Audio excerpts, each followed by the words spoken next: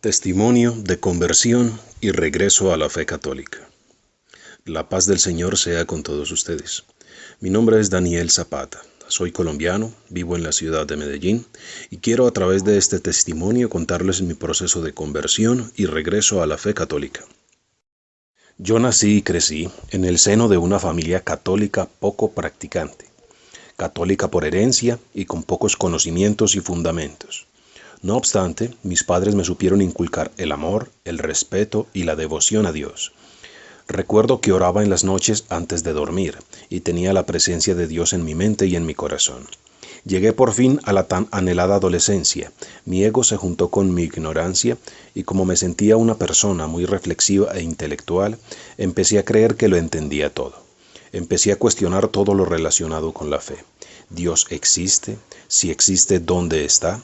Si Dios es real, somos como insectos insignificantes ante Él. ¿Ese tal Jesucristo será un personaje histórico o un invento para mover masas?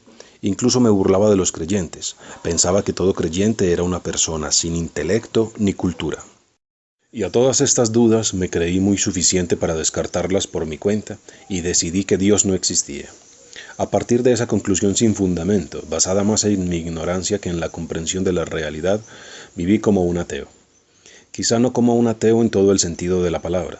A veces decía, Dios no existe, pero si existe, yo no mato ni robo. Si muero siendo ateo, ¿qué puede tener Dios contra mí? Pasé 14 años de mi vida en total oscuridad y por más que me esforzaba, cuando vives en la oscuridad todo te sale mal. Me enojaba por tonterías, peleaba por tonterías, perdía el control de mis actos, pero lo justificaba todo. Viviendo sin Dios se puede caer en lo más absurdo posible. Ya cansado de una vida sin propósitos claros, de luchar tanto para que todo salga mal, sin conocer el sentido de mi vida, empiezo a cuestionarme si voy por el camino correcto. Después de hacer todo lo malo que no quiero y dejar de hacer todo lo bueno que sí quiero, comprendo que debo cuestionarme todo lo que soy y lo que sé. Por fin dejé de creer que yo era el que sabía y los creyentes eran unos ignorantes. Empecé a estudiar más los temas de fe. Esa aversión a todo lo religioso la dejé a un lado. Empecé a ser más coherente con mi propio pensamiento y decidí que para tener una comprensión más lógica y razonable de la realidad debía profundizar más y no simplemente descartar las cosas arbitrariamente. Empecé a estudiar diferentes corrientes de pensamiento. Entre ideologías y religiones me encontré con el testimonio cristiano. Este es el gran motor de mi cambio, de mi conversión. El testimonio demuestra lo que la ciencia no puede probar ni refutar, la existencia de Dios, y empecé a estudiarlo con ojo crítico. Entre todos los testimonios que pude ver, encontré uno que me llegó con fuerza, que terminó de derribar el muro de la soberbia que me separaba de Dios. Por primera vez en 14 años me quebraba emocionalmente, no lo podía creer. Empecé a sentirme completamente sucio. Me sentía así por todo lo que había hecho durante 14 años sin Dios. Sentía mucha vergüenza, pero a la vez una emoción que nunca había sentido, un gozo y una alegría que no podía entender. Las lágrimas brotaban a chorros incontenibles. Yo que me cohibía de mostrar mis sentimientos, me veía allí llorando como un niño. Pero no me importaba porque estaba feliz. Había encontrado un tesoro que valía más que todo. Con el testimonio cristiano entendí varias cosas. Jesucristo es mi Señor. Pagó un precio de sangre por mis pecados. Con lo único que puedo corresponderle a mi Señor es con mi propia vida.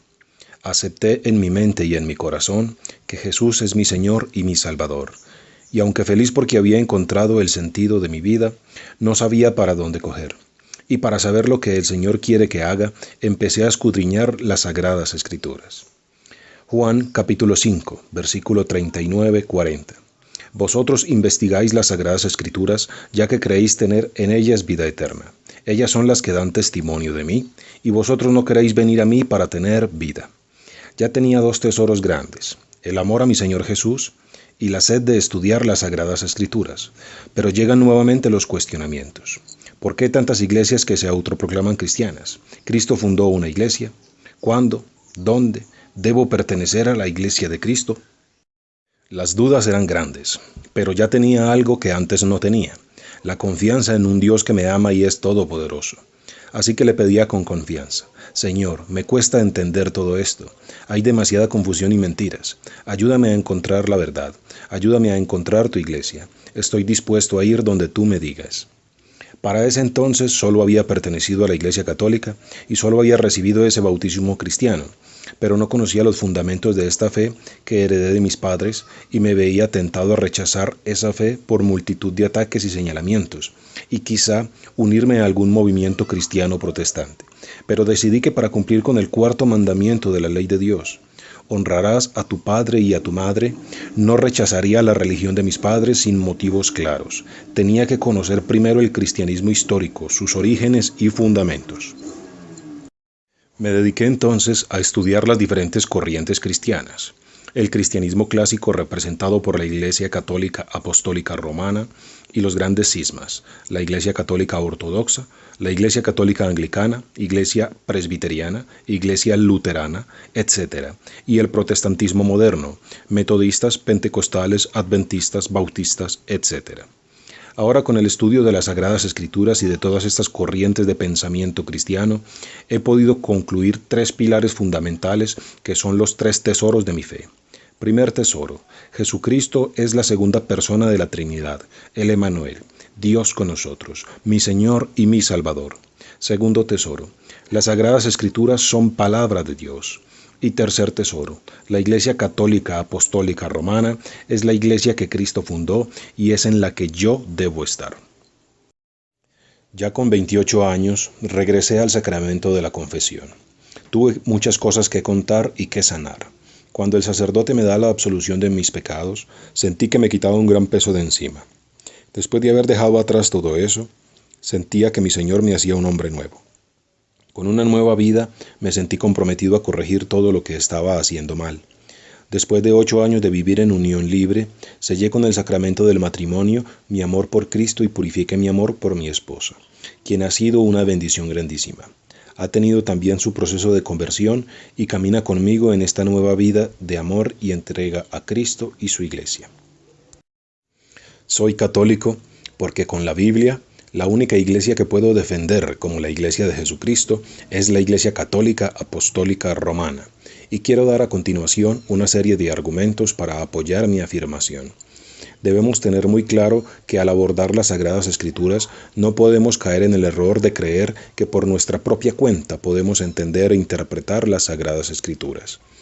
Segunda de Pedro, capítulo 1, versículo 20. Pero ante todo, tened presente que ninguna profecía de la Escritura puede interpretarse por cuenta propia. ¿Cómo se interpretan entonces las Sagradas Escrituras con seguridad de no caer en un error?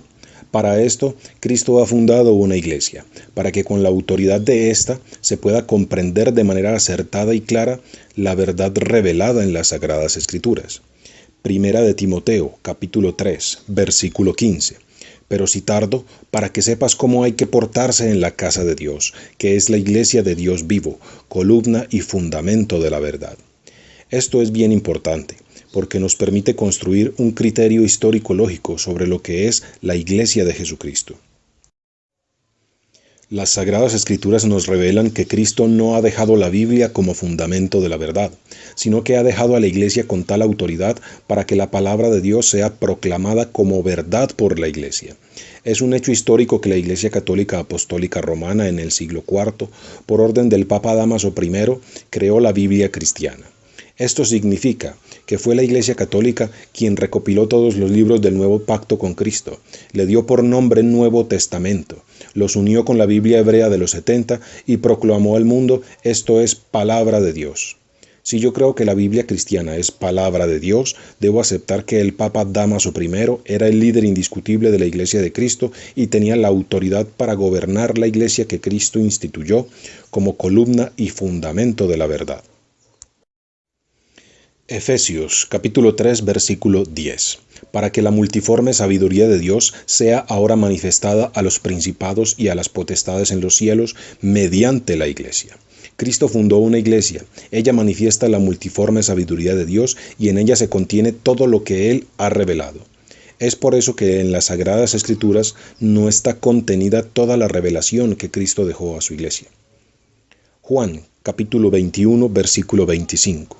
Hay además muchas otras cosas que hizo Jesús. Si se escribieran una por una, pienso que ni todo el mundo bastaría para contener los libros que se escribieran. Por esta razón no es comprensible que existan cristianos que pretendan que solo es verdad lo que dice la Biblia y descalifican lo que enseña el magisterio de la Iglesia y la santa tradición. Hechos capítulo 15, versículo 1 al 2. Bajaron algunos de Judea que enseñaban a los hermanos: si no os circuncidáis conforme a la costumbre mosaica no podéis salvaros. Se produjo con esto una agitación y una discusión no pequeña de Pablo y Bernabé contra ellos, y decidieron que Pablo y Bernabé y algunos de ellos subieran a Jerusalén, donde los apóstoles y presbíteros, para tratar esta cuestión. Los apóstoles y presbíteros no necesitaron remitirse únicamente a las Sagradas Escrituras para solucionar cualquier error en la doctrina. Solo con su autoridad y la asistencia del Espíritu Santo pudieron instruir a sus hermanos en Antioquía, en Siria y en Cilicia. La respuesta de los apóstoles y presbíteros fue esta. Hechos capítulo 15, versículos 28-29. Que hemos decidido el Espíritu Santo y nosotros no imponeros más cargas que estas, indispensables: abstenerse de lo sacrificado a los ídolos, de la sangre de los animales estrangulados y la impureza. Haréis bien en guardados de estas cosas a Dios. La Iglesia de Cristo, la Iglesia católica, no contradice la enseñanza de las Sagradas Escrituras, pero tampoco se limita a ellas. La enseñanza y doctrina de la Iglesia católica está asistida y certificada por el Espíritu Santo, y es dada a conocer también por el magisterio de la Iglesia, y hoy, 2000 años después, como fue al comienzo, la enseñanza y doctrina de la Iglesia es tan grande que desborda las Sagradas Escrituras. ¿Cómo sabemos que Cristo sí fundó una iglesia? Mateo capítulo 16, versículos 18-19. Y yo a mi vez te digo que tú eres Pedro, y sobre esta piedra edificaré mi iglesia, y las puertas del Hades no prevalecerán contra ella. A ti te daré las llaves del reino de los cielos, y lo que ates en la tierra quedará atado en los cielos, y lo que desates en la tierra quedará desatado en los cielos. ¿Cómo sabemos que esta iglesia que Cristo fundó en Pedro es la Iglesia católica? Porque durante toda la historia del cristianismo la Iglesia ha tenido un representante, un vicario, un mayordomo, que ha heredado las llaves del reino de los cielos y las ha transferido de generación en generación hasta hoy. La Iglesia católica tiene la lista de todos los papas. Primero San Pedro, segundo San Lino, tercero San Anacleto, cuarto San Clemente I, quinto San Evaristo, sexto San Alejandro I. Así hasta la historia reciente. El 262, Pablo VI. El 263, Juan Pablo I. El 264, Juan Pablo II. El 265, Benedicto XVI. Y el 266, el Papa Francisco. ¿Cómo podemos comprender mejor que Cristo ha dejado a Pedro como líder, vicario, representante, mayordomo? Isaías capítulo 22, versículos 20-22. Aquel día llamaré a mi siervo Eliaquim, hijo de Hilquías. Le revestiré de tu túnica, con su fajín le sujetaré.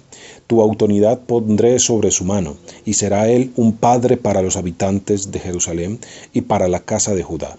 Pondré la llave de la casa de David sobre su hombro. Abrirá y nadie cerrará. Cerrará y nadie abrirá. Cuando Cristo, en Mateo capítulo 16, versículos 18 al 19, le entrega a Pedro las llaves del reino de los cielos, le está dando autoridad para abrir y cerrar, lo está nombrando mayordomo, está poniendo autoridad en su mano y además debemos considerarlo como un padre todo el pueblo cristiano. De ahí viene el título de Papa.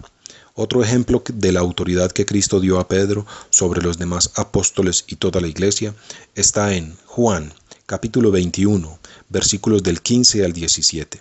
Después de haber comido, dice Jesús a Simón Pedro: Simón de Juan, ¿me amas más que estos? Le dice él: sí, Señor, tú sabes que te quiero. Le dice Jesús: apacienta mis corderos. Vuelve a decirle por segunda vez: Simón de Juan, ¿me amas?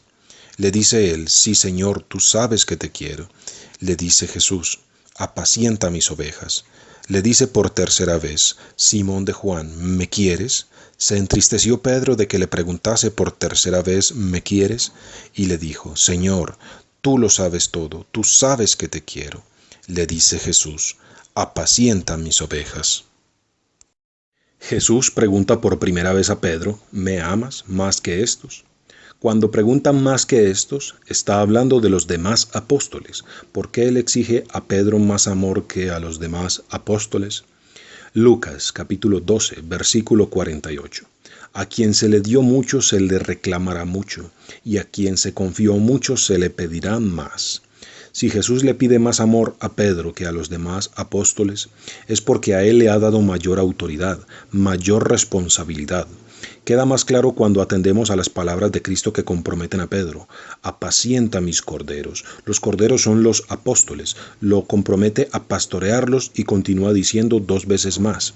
Apacienta mis ovejas. Las ovejas que Pedro debe apacentar, pastorear, cuidar, somos todos los miembros de la iglesia que Cristo ha fundado. Juan capítulo 10, versículo 16. También tengo otras ovejas que no son de este redil. También a esas las tengo que conducir y escucharán mi voz, y habrá un solo rebaño y un solo pastor. La iglesia de Cristo, que empezó con unos pocos, caracterizada por ser un solo redil y un solo pastor, debió crecer tanto que durante 20 siglos ha de convertirse en un rebaño muy grande. 1.254 millones de católicos en todo el mundo, apacentados por un solo pastor, sucesor legítimo del apóstol Pedro. Ahora tenemos claramente definida la figura del vicario de Cristo, la autoridad que Cristo ha dispuesto en su iglesia y la unidad del rebaño de Cristo que ha confiado a un solo pastor. Pero hay más que se puede decir para demostrar bíblicamente que en la figura de Pedro debemos poner nuestros ojos como pastor y guía de la iglesia. Juan capítulo 1, versículo 42. Y le llevó donde Jesús. Jesús, fijando su mirada en él, le dijo: Tú eres Simón, el hijo de Juan. Tú te llamarás Cefas, que quiere decir piedra. Mateo capítulo 7, versículo 24. Así pues, todo el que oiga estas palabras mías y las ponga en práctica, será como el hombre prudente que edificó su casa sobre roca. Mateo 16, versículos 18.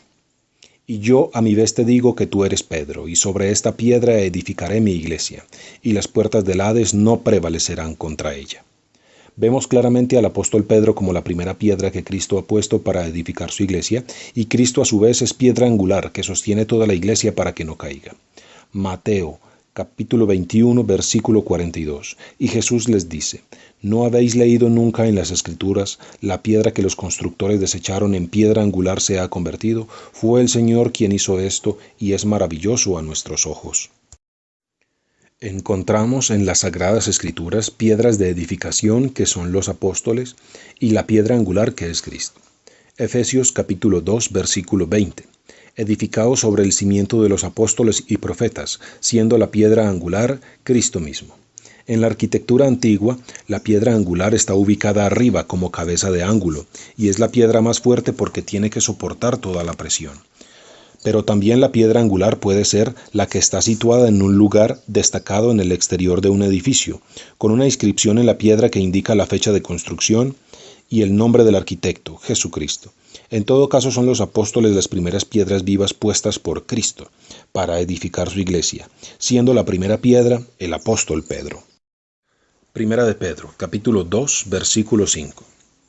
También vosotros, cual piedras vivas, entrad en la construcción de un edificio espiritual para un sacerdocio santo, para ofrecer sacrificios espirituales aceptos a Dios por mediación de Jesucristo. Cada uno de nosotros, para ser piedras vivas, debemos edificar esa fe sobre el cimiento de los apóstoles y Cristo como piedra angular. Hechos, capítulo 2, versículos del 3 al 4. Se les aparecieron unas lenguas como de fuego, que se repartieron y se posaron sobre cada uno de ellos. Quedaron todos llenos del Espíritu Santo y se pusieron a hablar en otras lenguas, según el Espíritu les concedía expresarse. Después de recibir el Espíritu Santo, los apóstoles recibían todos los dones necesarios para salir a predicar y convertir a judíos y gentiles para la iglesia de Cristo. ¿Cómo daban los apóstoles el Espíritu Santo a los judíos y gentiles conversos a la iglesia de Cristo? Hechos capítulo 8, versículo 18 al 20. Al ver Simón que mediante la imposición de las manos de los apóstoles se daba el Espíritu Santo, les ofreció dinero diciendo: Dadme a mí también ese poder, para que reciba el Espíritu Santo aquel a quien yo imponga las manos. Pedro le contestó: Vaya tu dinero a la perdición y tú con él, pues has pensado que el don de Dios se compra con dinero. He aquí una clave importante y característica única que nos permite reconocer sin duda alguna que la Iglesia Católica es la Iglesia de Jesucristo. Solo en la Iglesia Católica tenemos certeza de que el Espíritu Santo se ha transmitido de generación en generación a través de la imposición de las manos. Esto se llama sucesión apostólica. Los apóstoles ordenaron a través de la imposición de las manos a obispos, presbíteros y diáconos, quienes bautizaron y dieron el Espíritu Santo a los nuevos cristianos, y así ha sido sin interrupción hasta el día de hoy. Nadie puede proclamarse pastor de Cristo si no ha recibido de un sucesor de los apóstoles el Espíritu Santo, por imposición de las manos. Hechos, capítulo 6, versículos 3 al 6. Por tanto, hermanos, buscad de entre vosotros a 7 hombres, de buena fama, llenos de espíritu y de sabiduría, y los pondremos al frente de este cargo, mientras que nosotros nos dedicaremos a la oración y al ministerio de la palabra. Pareció bien la propuesta a toda la asamblea y escogieron a Esteban, hombre lleno de fe y de Espíritu Santo, a Felipe, a Prócoro, a Nicanor, a Timón, a Parméneas y a Nicolás, prosélito de Antioquía. Los presentaron a los apóstoles y habiendo hecho oración, les impusieron las manos. Hechos, capítulo 14, versículo 23. Designaron presbíteros en cada iglesia y después de hacer oración con ayunos, los encomendaron al Señor en quien habían creído. Fueron los apóstoles quienes distribuyeron y constituyeron la autoridad en la iglesia, y durante los primeros siglos de fundada la iglesia, la predicación era de viva voz y por carta, hasta que la Iglesia de Cristo, la Iglesia Católica, en el siglo IV, recopiló los libros del Nuevo Testamento e hizo la Biblia cristiana. Y hasta el siglo XV, en el que se inventó la imprenta, la Biblia era hecha a mano de generación en generación por católicos quienes la preservaron y cuidaron. Juan, capítulo 8, versículo 31-32. Decía pues Jesús a los judíos que habían creído en él: Si os mantenéis en mi palabra, seréis verdaderamente mis discípulos, y conoceréis la verdad, y la verdad os hará libres. Juan, capítulo 14, versículo 6, le dice Jesús: Yo soy el camino, la verdad y la vida. Nadie va al Padre sino por mí. Quien reconoce a Cristo como el camino, la verdad y la vida, debe reconocer a la Iglesia como columna y fundamento de la verdad, porque ella es su cuerpo y además de ella es cabeza. Efesios, capítulo 5, versículo 23 al 25. Porque el marido es cabeza de la mujer, como Cristo es cabeza de la Iglesia, el Salvador del cuerpo. Así como la Iglesia está sumisa a Cristo, así también las mujeres deben estarlo a sus maridos en todo. Maridos, amad a vuestras mujeres como Cristo amó a la Iglesia y se entregó a sí mismo por ella. Mateo, capítulo 28, versículo 20. He aquí que yo estoy con vosotros todos los días hasta el fin del mundo. Hoy, 2000 años después de que Cristo ha fundado su iglesia y la instituyó como fundamento de la verdad y prometiéndole que estaría con ella hasta el fin del mundo, no es posible creer que la iglesia de Cristo desapareció o se desvió del camino y tuvo que ser restaurada siglos después. Yo creo que Cristo es Dios y tiene el poder para hacer lo que dice. Solo hay una iglesia donde puedo reconocer el poder de mi Señor y es en la Iglesia Católica. Gálatas, capítulo 1, versículos 8 al 9. Pero aun cuando nosotros mismos o un ángel del cielo os anunciara un evangelio distinto del que os hemos anunciado, sea anatema. Como lo tenemos dicho, también ahora lo repito, si alguno os anunciara un evangelio distinto del que habéis recibido, sea anatema. Los apóstoles lo advirtieron claramente. Ellos sabían que vendrían muchos predicando un evangelio distinto. Solo la Iglesia Católica ha predicado un mismo evangelio hasta hoy. Efesios capítulo 4, versículos 2 al 5. Con toda humildad, mansedumbre y paciencia, soportaos unos a otros por amor, poniendo empeño en conservar la unidad del Espíritu con el vínculo de la paz. Un solo cuerpo y un solo Espíritu, como una es la esperanza a que habéis sido llamados. Un solo Señor, una sola fe, un solo bautismo. Corintios capítulo 12, versículos 12-13.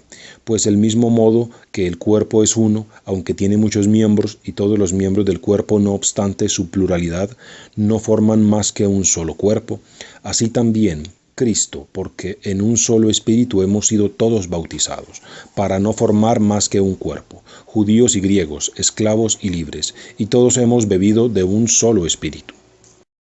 En la Iglesia Católica hemos tenido un solo Señor, una sola fe, un solo bautismo, formando un solo cuerpo.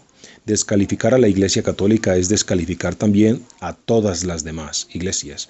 Fuera de la Iglesia Católica no es posible hallar durante 2000 años una sola fe y un solo bautismo, una iglesia formada en un mismo espíritu con un solo cuerpo. Durante 20 siglos de cristianismo católico, la Iglesia Católica ha desarrollado una hermosa y rica teología. Tiene toda la experiencia teórica y práctica para defenderse de cualquier ataque. No hay en el protestantismo ningún ataque que pueda mover los cimientos de la Iglesia, porque está cimentada sobre roca. No existen ataques nuevos a la doctrina católica. Solo se repiten año tras año, promovidos por desafortunados en los que no mora el Espíritu Santo. Pero la riqueza teológica en esta Iglesia santa, católica y apostólica puede derribar cualquier ataque. Solo necesita que tú y yo, hermano, nos tomemos en serio el trabajo de escudriñar las Sagradas Escrituras para sacar a muchos del error. Son muchas las razones y de gran peso para reconocer que la única y verdadera Iglesia de Jesucristo es la Iglesia Católica Apostólica Romana. Quien quiera demostrar lo contrario deberá dar razones más grandes que estas. Quiero que sepan que no temo la verdad, que estoy dispuesto a ir a donde la verdad me lleve. Yo defiendo que la Iglesia Católica es la Iglesia de Jesucristo porque es la fuente de la palabra de Dios y es columna y fundamento de la verdad. No acepto menos que esto. Mis agradecimientos muy especiales a todos aquellos que han contribuido a mi formación en la fe y que recomiendo ampliamente. Todos ellos tienen su canal y videos en YouTube. El presbítero Luis Toro, el padre Jorge Loring, padre Carlos Cancelado, padre Flaviano Amatuli y su canal Apóstoles de la Palabra. El presbítero Manuel Carreira, filósofo y astrofísico. A los teólogos católicos Fernando Casanova, Salvador Melara, Eddie Villalobos, Frank Morera, Alejandro Bermúdez y su programa Cara a Cara, y predicadores con testimonios espectaculares como la doctora Polo, Jesús Quintero Tavares, Marino Restrepo, y de quien he aprendido mucho sobre filosofía y defensa racional de la fe, al catedrático y conferencista Dante Urbina. Recomiendo la lectura constante de las Sagradas Escrituras pidiendo siempre el don del discernimiento. También el estudio de la vida de los santos y dedicarle tiempo también al estudio del catecismo de la Iglesia Católica. No he pretendido ser ni teólogo ni doctor en Sagradas Escrituras. Lo único que he hecho es esforzarme por aprender lo que enseña la Santa Madre Iglesia para ser digno discípulo de Cristo y tener el honor de ser un católico profesional.